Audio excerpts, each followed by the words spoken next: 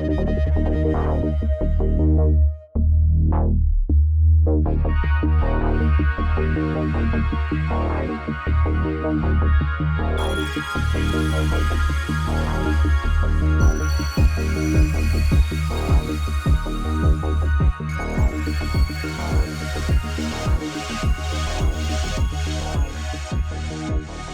to the EchoCast, episode 103.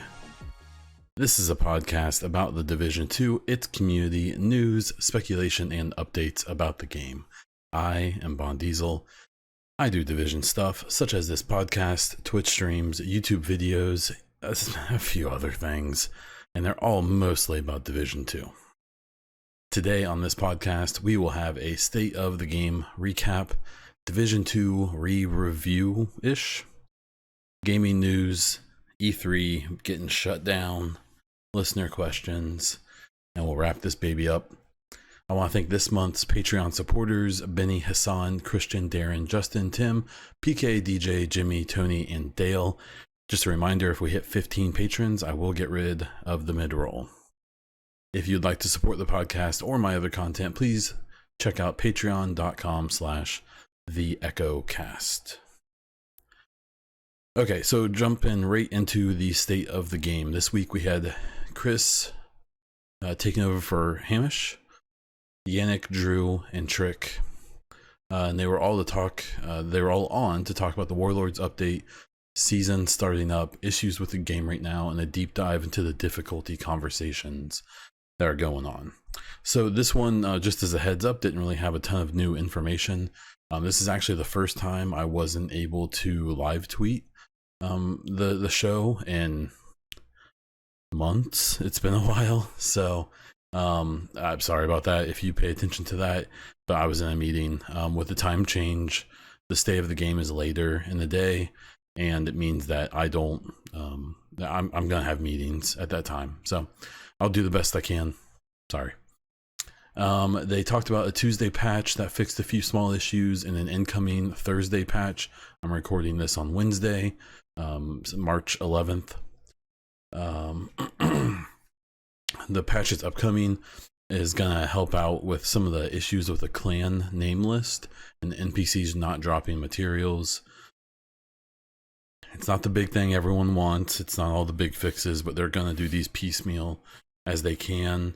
And I suspect here in probably a couple weeks, we'll get like a big patch that involves client side. And we'll get into that here in a moment. They did do a deep dive into like a long list of issues in the game with gear and guns and lag and the DZ. I'm not going to get into every one of them.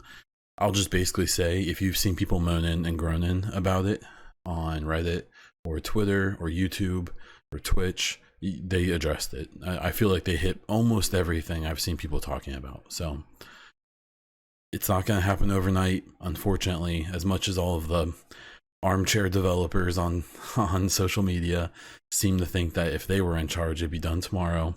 It's not the way it works. They're going to prioritize. And I think people need to realize that just because they don't take care of an issue immediately, there's some things, especially things that like involve exploiting the game and things like that, that they are going to take care of that immediately. There may be other important issues like gear sets not working correctly or talents not working correctly, that may be really important, but it seems like when they prioritize, they mix the prioritization between how quickly they can fix something and how important that thing is.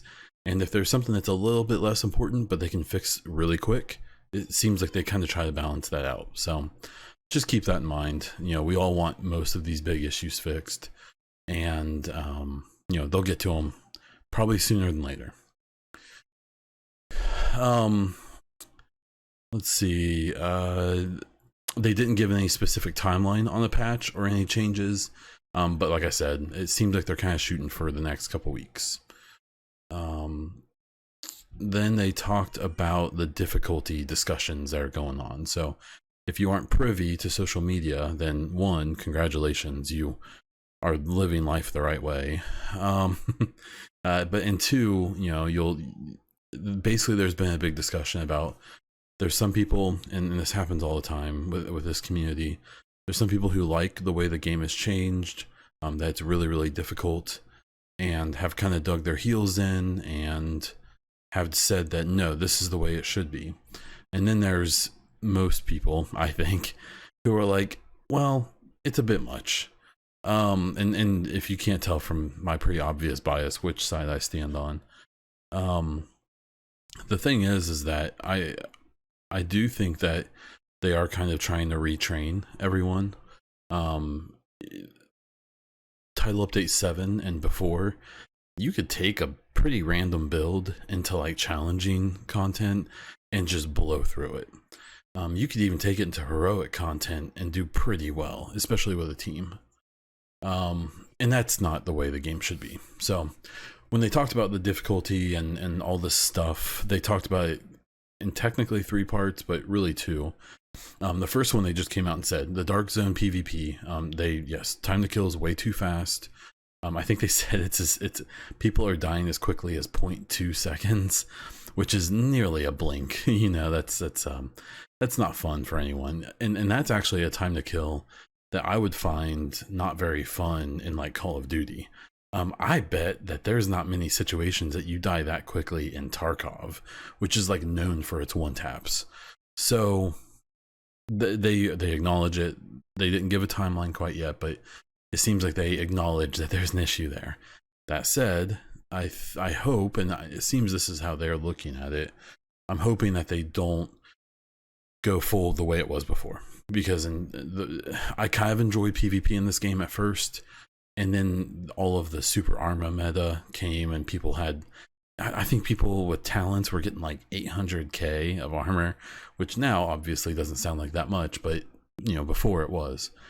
And so, you know, they obviously, you know, time to kill in a game like this that involves skills and theoretically cover use, and all of this stuff, you know, people, in my opinion, people want a chance to react. And if say someone starts shooting me from the side, if I make a perfect play to dive and get behind cover, or to get behind a corner, or, you know, and then I can take care of myself and then engage, and then we have a fight. That's how I think the PvP should be in this game. You know, obviously the opinions differ pretty heavily on that. Some people don't care at all. Some people, I would argue, care too much or only care about PvP. I think that's kind of its own issue that maybe we can talk about a different time. But the Dark Zone PvP time to kill, they seemed like that was a very clear issue and that they're going to take care of it, hopefully reasonably soon. Okay, and then they move to the more chunky part of this conversation. So if you've been paying attention to, like I said, social media, there's just been a lot of conversations happening about the current time to kill and group scaling and stuff like that. And a lot of the conversations, unfortunately, have been, I think, like pretty disrespectful and not very constructive. It's, at least in my opinion, the way things should go is a person gives their opinion. Someone either asks them to explain their opinion more clearly in a certain way, or gives their opinion in response. And then both of those people say, you know, I don't agree with you, but I get where you're coming from. Or, well, what if this, or what if that, and try to come to maybe even a middle ground. Unfortunately, that's not what happens. And this PvE difficulty discussion just harkens so hard back to when the first raid came out. And there were, and I'm just gonna be kind of a dick about it, but there were a bunch of Destiny elitists who thought that, you know, we have done raids before, therefore we know everything, and you silly little plebs do not have opinions, so shush.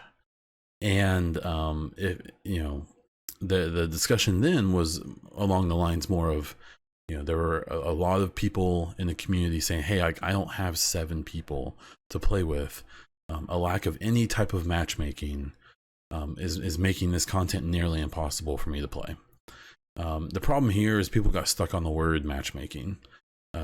We won't get too deep into that whole situation, but long story short, what's interesting is that there was a number of people, it's up to you and probably your opinion on what percentage of people who were just vehemently defending the way things were.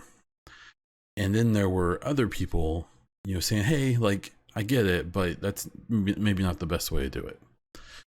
And with this whole PvE difficulty thing, it's been like that. So what I gather, well, here, let's talk about what they said, and then I'll rant. So what they talked about here, they kind of broke it into PvE difficulty, like how strong your enemies are and how much damage they do to you, and then a separate issue of group scaling. So basically what they came down to is that they feel like the hard mode of the game, whether you're in the hard mode of the open world or hard mode missions and things like that, they feel is in like a really good spot. Like that's for the people who have gear who can do that, that feels good. And I would say that hard mode right now feels like somewhere between hard and challenging before title update 8. They did kind of mention that there might be some specific archetypes or specific named and elite NPCs that are way overtuned, even at the hard setting.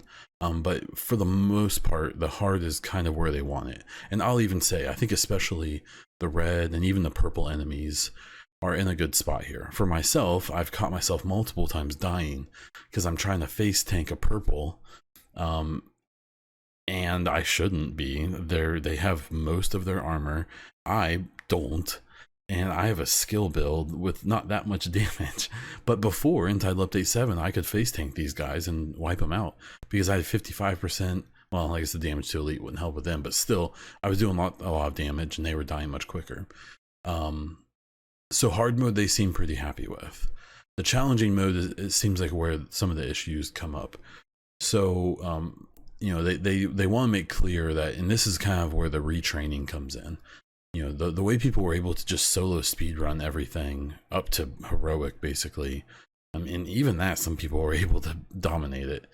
That's not the way they want the game to play. And it was really nice for me to hear them talk about their vision today, because I think there's this misconception by a lot of people in the player base, from big, quote unquote, big, creators all the way down to the dude with one Twitter follower who just tells Julian to suck his D all the time. Like there's this misconception from the top to the bottom in this community that they're making the game for one person, that they're making the game for you. And whatever you want is what you should get. And that's not true. I've said it before, I'll say it again. The way I look at this game, in most games, is it's like a band making an album. The band has a certain sound. There's a type of music they like to make. And over the years, they've gotten input from their fans and what they like and what they don't like. And, they try to do things their fans will like, but they also want to do stuff that they like and that satisfies them. And this game, I've argued for a long time that I'm happy when I see them make decisions for them and their vision for this game. So that people can find this game who appreciate that vision, and not necessarily to stroke every single person who paid their $60 for the game and thinks that they deserve the world. So when they were talking about the challenging mode, is it's supposed to be challenging. It's supposed to be hard, solo to 4-mans. And the one thing that they pointed out is the mistake they made is that they balanced the challenging mode with characters who had god roll builds from top to bottom. And what it seems like they're finding is that people are kind of blowing through hard mode and not feeling much of a challenge there. And they have like 60% optimized builds. So they're doing pretty good. They have the right brand sets they should have, maybe even a nice exotic or whatever. They've got, a gun that's pretty well decked out, has maybe one god roll on it. Maybe the other ones are decent. You're talking about people who have builds who have like a third of their rolls are god rolled, and then the rest of them are like 50% or maybe a little better, maybe a little worse. And the problem is that if the challenging mode is the next step up from hard mode, it should probably be trying to satisfy the type of player I'm talking about, and not the type of player who's maxed out, decked out on everything. Because that player, if someone has a build that's decked out to the gills, they should be playing heroics and legendaries, where they'll find a challenge for sure. And so I think that I hope, and it seems from what they were saying, that the challenging mode is going to try to maybe satisfy that player I was talking about that has a pretty good build, you know, too good for hard mode, but not quite maybe ready for heroic and legendary yet. So they do intend to kind of tune down the challenging mode a bit, but they do want to make sure that, yeah, like unless someone is basically ready for heroic, that they shouldn't be like speed running challenging missions. They did basically say that heroic and legendary they're super happy with. They think that that's as challenging as it should be. I've seen people talking about doing, I think it's the legendary like Capitol Hill mission or something, and it took them like 6 hours. So I'm gonna be straight up, you will never see me pulling that. So I hope they have some cool rewards behind that, because those people deserve them, and I am not gonna be there anytime soon. Um, Now, what they did say though is through some of the changes that they want to do for everything else, when it comes to especially elite NPCs and named NPCs, and then some specific archetypes that they said. I think that one of the war dogs they said is not behaving the way they want, and there's a few things happening that shouldn't happen the way they do. So, you know, the heroic and legendary may be made a hair easier unintentionally. But they straight said, and I actually really appreciate this, that the heroic and especially legendary modes are not meant for every player in the player base. The hard mode definitely is. Normal, obviously. Challenging, I would say, is what most people should make their goal, because you can get great gear in the challenging. Even hard mode, I still get pretty darn good gear. Then they talked a bit about the co-op scaling and how it's just simply not acting right, and it is going to get tuned down. They pointed out that they can't necessarily, they wish they could just add more enemies that aren't buffed, but because of game reasons and because of just limitation on space, they can only do that so much. So instead of adding more enemies, they add more health and more damage to enemies, and that sometimes doesn't feel very good. So it seems like most people are kind of under the impression that the solo and 2-man up to like the challenging level is okay, but then once you get to 3 and 4, even so, here's my story.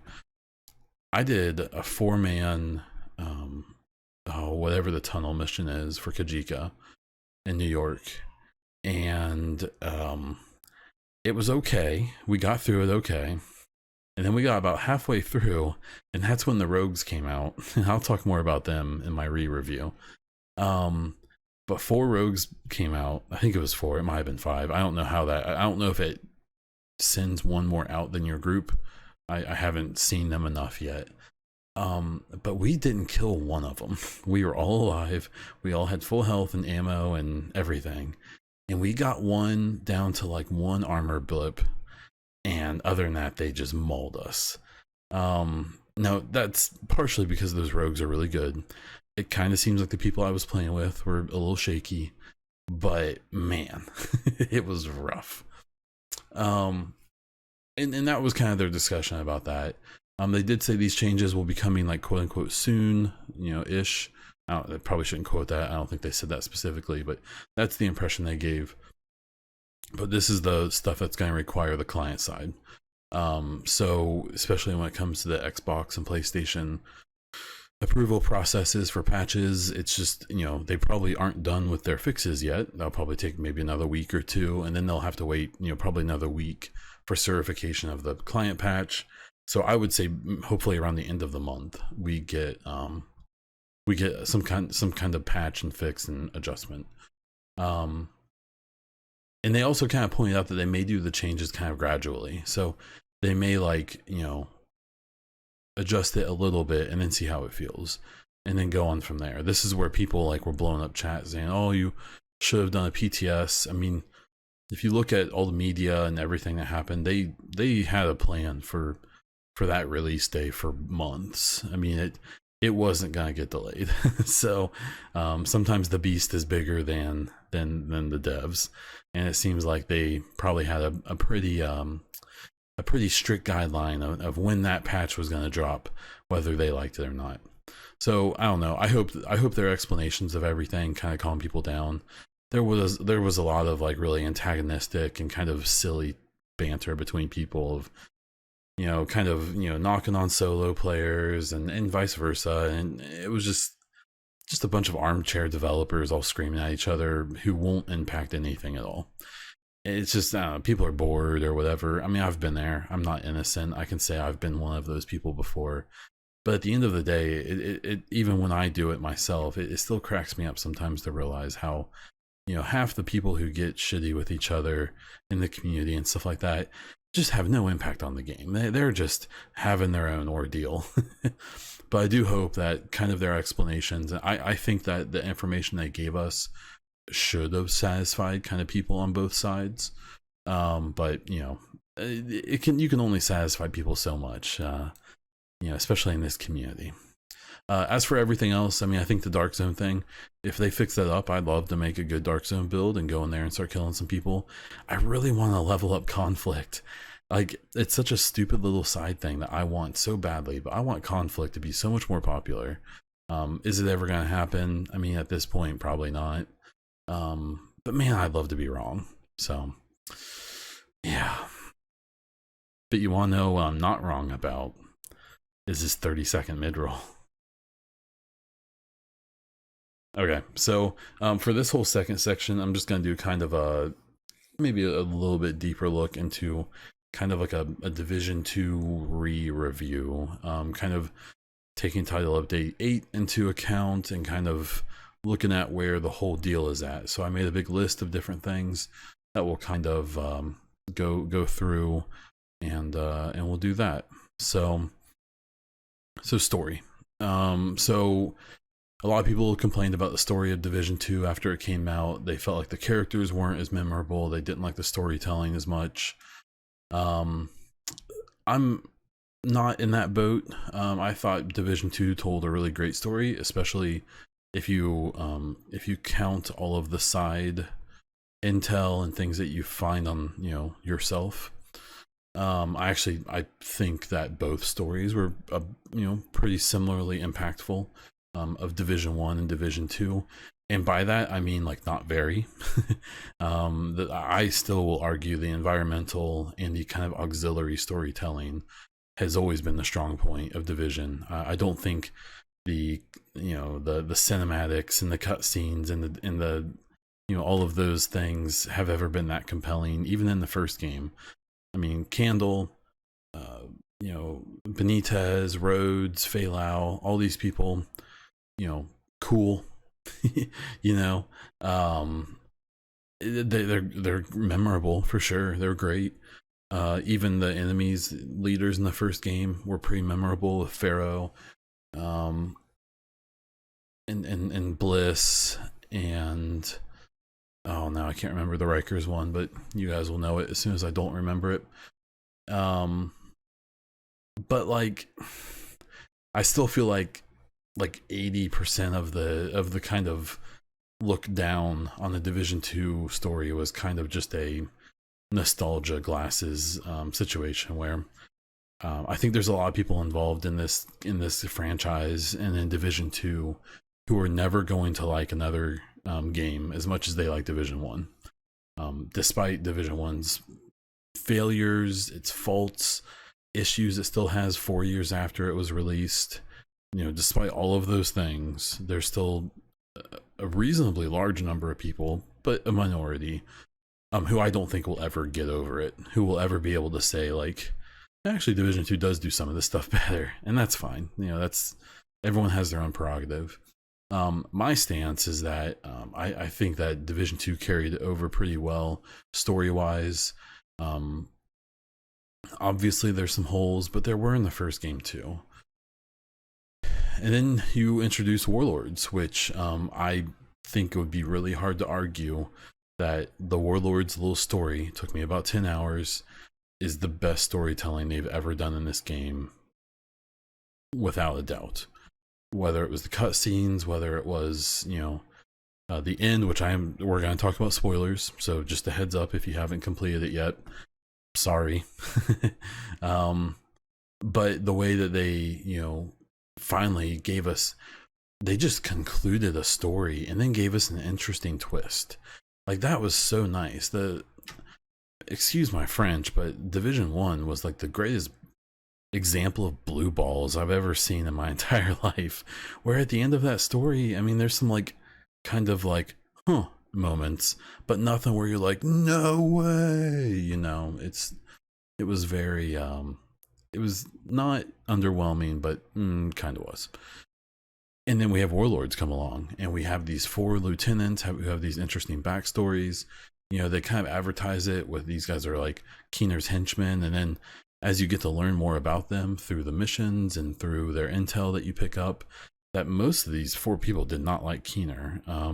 Kajika was not a fan of him at all. Neither was Dragov.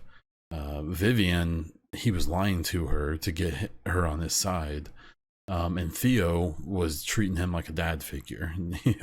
So man, they were really, I really thought they were great characters. They had lots of media around this release that was cool too, including like a cartoon, and some mock-ups and stuff. The cartoon actually kind of reminded me of the Apex Legends, kind of like animated shorts they do. And yeah, Warlords just blew it out of the park. Those missions were really fun. I really enjoyed playing through them, especially Kajika's mission was with the underground tunnel borer machine that you fight through. That's just, God, that was cool. And then the final mission, I've seen people have their criticisms of it. I thought it was great. If you haven't played through it, and I'm spoiling, I'm sorry, but basically you um, they kind of pulled a original Division 2 story thing where I knew that Black Tusk would be in New York, but I didn't know when. And basically what happens, you kill all four lieutenants, you find out that Keener is on Liberty Island where the Statue of Liberty is, and as you're going there to take a ferry to go confront him, Black Tusk shows up because Black Tusk wants to kill him for double crossing them at Coney Island. So you end up going through this ordeal where you're fighting Black Tusk, who's trying to get Keener. So you're inadvertently helping him by keeping them off his tail. They drop a freaking Razorback, the boss from the raid, and you have to attack and kill a Razorback. I did this solo. Now, obviously, it wasn't as hard as the raid, but it wasn't easy either. And I did the story version of the mission. Obviously, your first playthrough. And then you fight their last Marauder giant rocket drone, and that was crazy. And then you do this little mission inside of the base of the Statue of Liberty that looks like it was a shade safe house. If you look at some of the stuff, I need to go through that mission again more slowly and appreciate some more things. But to me, it looked like it was a like shade like operation center at one point. But I don't really know. So, and then you have your final fight with Keener. Keener, you know, he was distracting you with all of these lieutenants that you were hunting, and he basically was making this, I think it was a missile, I'm pretty sure, that had his concocted new virus in it, and he was going to wipe out New York again. And so you have to stop him, and you do.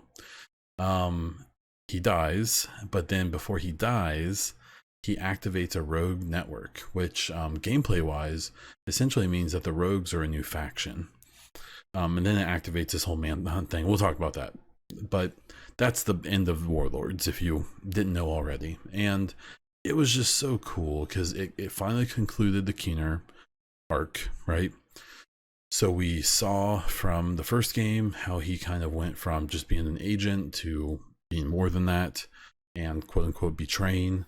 You know, obviously, if you haven't seen it yet, you'll know that after he died, it's revealed to us that Fei Lao has defected the Shade, the Division, and is now working with Black Tusk, and has a mission to destroy the Division now. And intel that you find in Warlords, you find that Fei Lao was really angry about her sister getting killed in Hell's Kitchen. It sounds like they set up a settlement in Hell's Kitchen, and she passed away in an attack there. And Faye was kind of out for blood ever since that happened, and she was basically willing to work with whoever she had to get that blood. And so that made sense for her to go to Black Tusk. But then her sudden hatred of the Division kind of surprised me. But That's fine. So, but her, her turning was kind of a bummer, and I'm glad that all y'all who think that Kelso is a traitor keep getting proven wrong. You basic. So yeah, so now I think most of the characters have a lot more depth. I will say that I was kind of surprised after you finished the Warlord story. I really thought that when you went back to DC the first time, there'd be some type of scene between like you and Kelso and Manny of like, oh man, that was crazy. Like, well, we're back here now. But there isn't. I suspect that there's going to be some type of story drop in the future in DC, and that's actually the last part of the story section here. Is talking about the ongoing, what I think is going to happen. So there's a few things that I think are still yet to be addressed that are pretty big. Who the leader of Black Tusk is, I don't think they were trying to make Fei Lao the leader or expose her as that. But maybe I will say that earlier, like in the Division 2 story, there's multiple times that there's Black Tusk people talking to their boss, who we don't know who it is, and I believe it's a female. So there's, I guess, a chance that Fei Lao was working with Black Tusk even before the events of Warlords. It's absolutely possible. One thing I noticed is that if you listen to the ambient chatter of the peacekeepers or whatever they call themselves, the civilian faction in New York, they're sympathetic to the Black Tusk. So it seems like the attitude about Black Tusk there isn't like super duper negative, except for when they murder him, of course. But so moving on, I think that they're obviously going to go down that path of Fei Lao, leaving and becoming part of the Black Tusk. They still need to kind of figure out Waller and finish up his arc.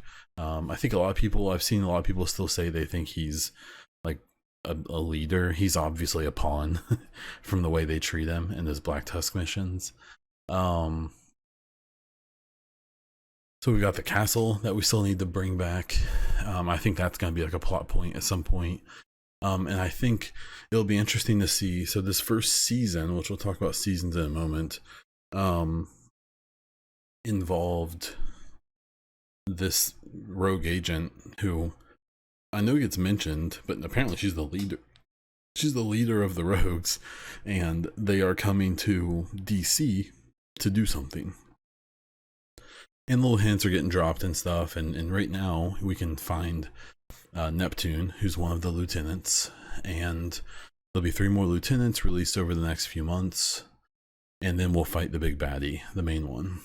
And what I'm interested in is what happens after that. So I assume the next season is going to be 5 more, new people to do a manhunt with, and I wonder if they're ever going to do like a manhunt that involves like cleaners or like outcast, or if it's just going to keep being more of these division agent rogues, which is what my guess would be. Maybe culminating in Fei Lao. I don't know how I'd feel about fighting her and killing her. That'd be interesting.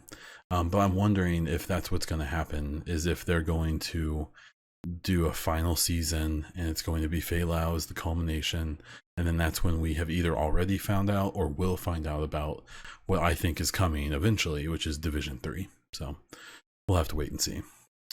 Gameplay wise, I mean, I think I've talked a lot about this through State of the Games, but we'll still kind of breeze through it. The locations, the New York City map is just awesome. I am one who actually is a bigger fan of the DC map than I think a lot of people are. I think it's great. It's really iconic and very cool. I like all the different areas and how different they are. But the New York City map just had some nostalgia to it. It was really cool. I was very, very impressed. Activity wise, the missions in New York City were great. The control points I actually don't like. They're like too sprawling. I definitely much prefer the control points. Maybe it's just because I'm familiar with the DC ones, but the hunters, man.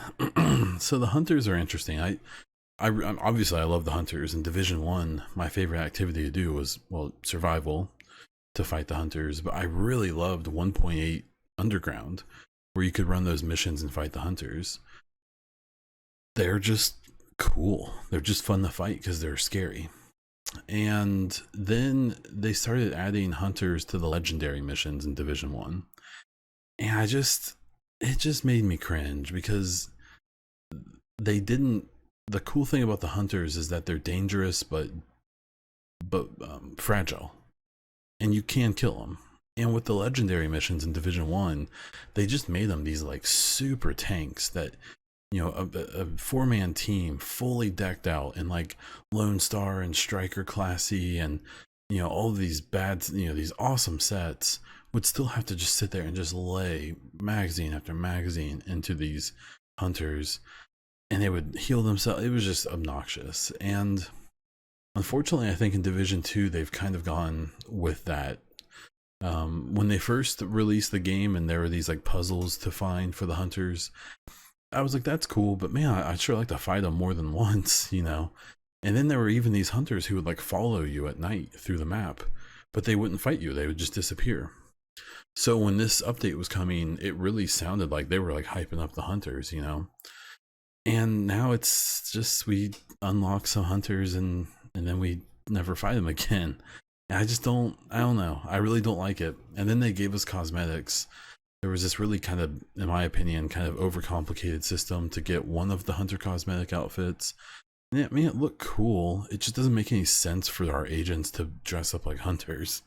And then there's another set that I think looks terrible. The all black hunter set, I think looks really bad. I'm not impressed. I think it just looks kind of janky. And then beyond that, it just seems unnecessary for it to even exist.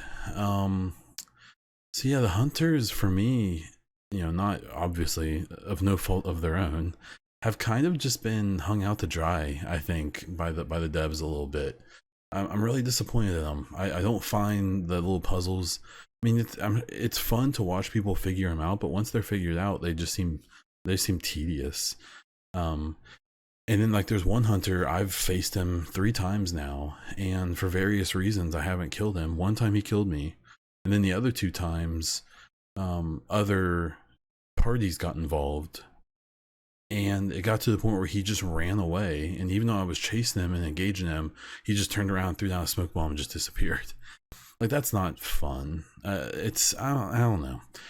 If there's a way to continue fighting hunters by bringing them out in a different way, whether it's just random interactions at night or something, then that would be great. You know, maybe they can drop some kind of cool loot or some special cosmetics. But the way that they're like monetizing the hunters basically, and then the way that they've implemented these riddles again, that again, they're cool until they're found out, and then they're just kind of tedious in my opinion. I don't know. To make up for that, what we've gotten are rogues. And obviously there's been rogues in the DZ always.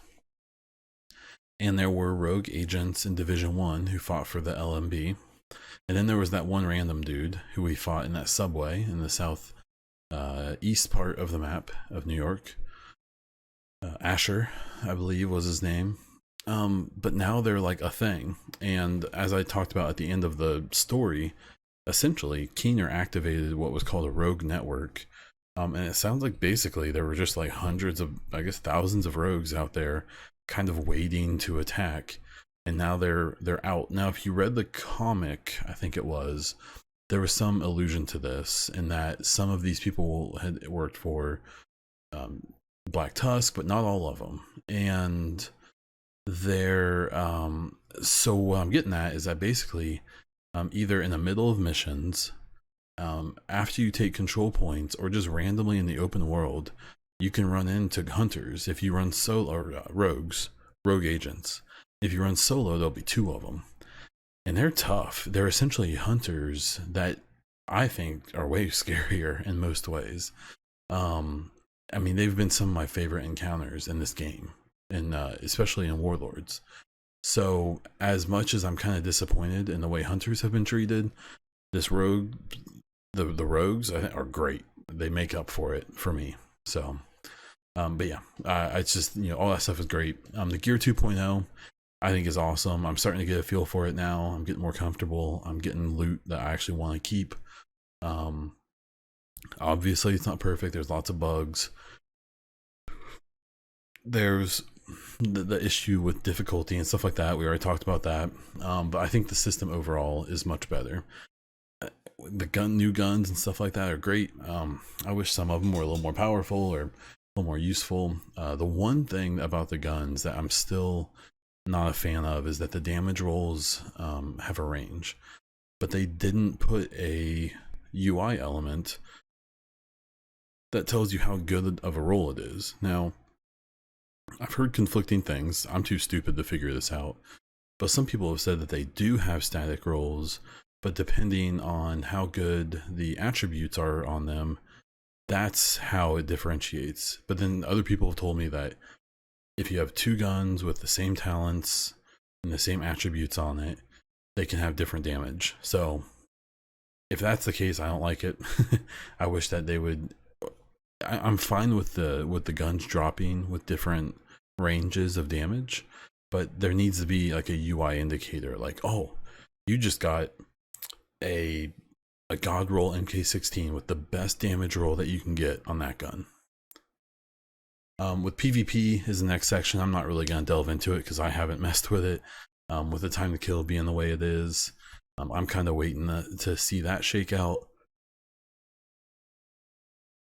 And I'm kind of waiting for them to address a bunch of issues with gear and things like that. I don't want to dive into a build, get super into it, and then find out that, there was something else I should have been working on. So then, as all things do, you come to like the reception of it, and there was a nice solid 2 or 3 day honeymoon with this patch. It was the best game ever made. People were so happy. Everything was hunky dory. Thank you, please. May I have another? And then the correction happened. Then the honeymoon was over, and for various reasons, reasonable and maybe some not. Obviously, like, I would just suggest not going to the subreddit if you still manage to go to that cesspool. If you're listening, Joker, it's not your fault. You can't choose who's there. You guys do an excellent job of moderating that sub, but yikes. And that's fine. That's the way this game has always been. It's how most games are. It seems like these days, a couple days honeymoon, and then reality sets in when the game isn't perfect. But the release bugs were a bummer. It just seems like it's kind of a pattern for this game. Every time there's something really cool, there always seems to be some kind of chink in the armor. So there were safe house issues, some of the echo errors where people weren't able to log on. The fact that console players weren't supposed to be able to play until their local midnight, but when the patch dropped, they were able to play, and PC players weren't. Which to me was some kind of karmic justice, but obviously I'm not happy about anyone having difficulty. It was just kind of a little bit of a mess. I mean, obviously, if you listen to what I've talked about, I'm glowing about this patch and this content, but unfortunately, I think at some point you just kind of accept that this is the way things go with this game, and if you don't like it, then you may just need to move on, because it's probably not going to be the last time it happens. But yeah, so I mean, I don't know, just to kind of summarize, it was a great patch. I really, really, really enjoyed the story. I see where they're going with all of the big changes. I think that they're mostly really good. I am kind of excited to see them rebalance things a bit and tune things a bit, and then I'm excited to see some new stuff. The seasons thing replacing the episodes, I mean, I'm gonna have some expectation that when season 2 drops, there's gonna be some significant changes. Maybe that's when we rebuild Castle. That could be a whole thing on its own. Maybe it's when we learn more about the Black Tusk or whatever. So I hope that there's more to this than these seasons are cool. They can keep bringing new stuff. They can keep doing new things. People will love that. I will love that. I'll play the crap out of it. This game has surpassed Division 1 for me, especially with this patch. But they can't just get comfy with that. So the future of the game, I'm kind of curious. I still fully expect Division 3 released in probably 2021 would be my guess. So I'm hoping between now and then we have lots of seasons and things like that. the way that they've been treating Division 2, in theory, they could just keep releasing new areas and patches and revamping the game. It's what people have always wanted them to do. I just don't think that's Ubisoft's model. I don't think they're trying to make this into like a World of Warcraft type of game. I think it's supposed to be episodic, but we'll have to wait and see. So yeah, Warlords is a great update. If you're sitting on the edge and you don't know if $30 is worth it or not, I think the 10-hour story was worth $30 for me, and then everything that you get afterwards, I think is worth it. So, all right. So one bit of gaming news: we found out today that E3 was officially canceled, which is pretty bonkers. I was an Ubisoft star player 2 years ago, so I got to go to E3 in 2018 for the Division 2 reveal, which was obviously amazing. I will say that I actually found E3 to be a friggin' nightmare. If you want me to be totally honest, it's just too crowded. And then I found out that I think the year I went, they allowed like 30,000 something people. I think this year they were gonna do like 65, and that just sounds like a freaking nightmare. Beyond all of the virus stuff that's going on, it was awful. And I'm not a big person into big crowds and super loud and all that. But walking, it was great to be there. It was cool to see it. I got to see people that I would have never have gotten to see. Oh my gosh, I'm the worst gamer ever. The big Nintendo guy that everyone freaks out about whenever they see him, he passed within like a foot of me. I think we like brushed arms. And I was confused because this guy we got really close, and a bodyguard type of dude kind of stepped between us. And then there was a trail of like 300 people, like just clamoring to follow him. And then I was like, I probably should have appreciated that moment a lot more, and maybe I should remember his name. But E3 getting canceled it's a bummer. As an Xbox fan, I'm really bummed because this was supposed to be Xbox's show. They were gonna get to be, swing their big old dingling around and show everyone how awesome they are, and that's kind of been taken from them, obviously for good reason. It's gonna be interesting. What I'm most interested in is I think that they are going to suffer, not only from the losses of revenue for this year, but I think a lot of companies, Sony already, Microsoft kind of already, all of the big gaming companies are all going to do their own thing now. So over the summer, maybe around where E3 was supposed to be, but maybe not, over the next few months, you're going to see companies kind of do their own little shows to show what's coming, especially what's coming for next gen. And I think you're going to find that a lot of these companies are going to be like, oh, instead of paying like $3 million to go do a booth at E3, we spent 200,000 to do this little marketing campaign, and it got us just as much attention and maybe more. So I'm genuinely worried to what this does to E3. This is kind of it's going to be a time for all these companies to experiment and just see what it's like without E3, because they don't have a choice. And I'm a little concerned for E3 about what those people are going to find, and that they're going to find that, oh, this water feels just right. So let me know what you think about E3. If you ever got to go, tell me about your experience and when you went, and what you think, down in the comments or in my tweet or whatever. I'm definitely curious. We had one question this week from Silent Rebel 84 on Discord.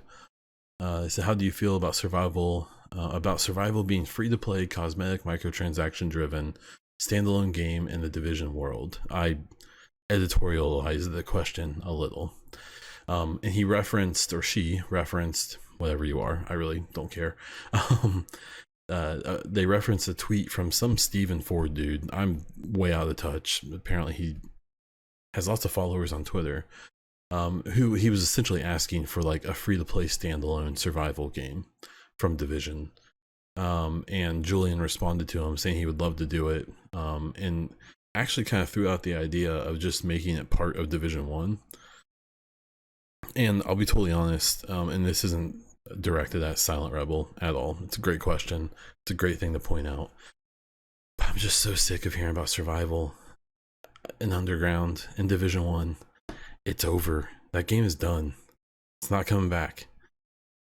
Even honestly, seeing Julian even propose the idea of potentially making it like free in Division 1 if people want to go back and play it drives me mad. That game should be put to pasture. Keep the servers up, do your little global events for the people who are stuck on that game. That's fine.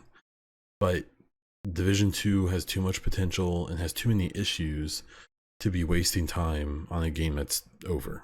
It's done. Survival's gone. They said they're not bringing it back. I think Survival is looked at with some very thick rose-colored nostalgia glasses. It's a cool mode, but one, it's not a battle royale. This person called it, they said it was the best BR ever made. Like, it's not a BR. Every person who goes into that, in theory, can leave. Like, it's not a BR. That's not what that game is for. But I just really, I think I appreciate the novelty of Survival. I loved Survival, but you can only play so much of it.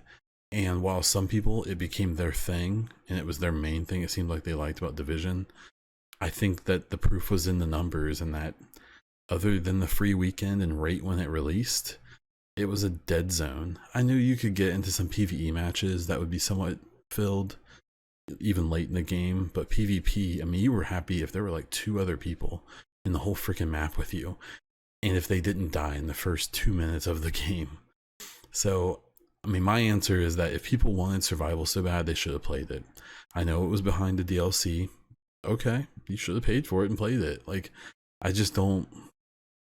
It's a frustrating thing for me because there's so much good going on with Division 2, and there's so much attention that should be on it, that continuously bringing up this old stuff, I just, until they want to make a new Survival, which they've said that they're not currently working on, until that happens, I don't care. And I would really like if the devs didn't either until they decide they want to bring it back. So I get it.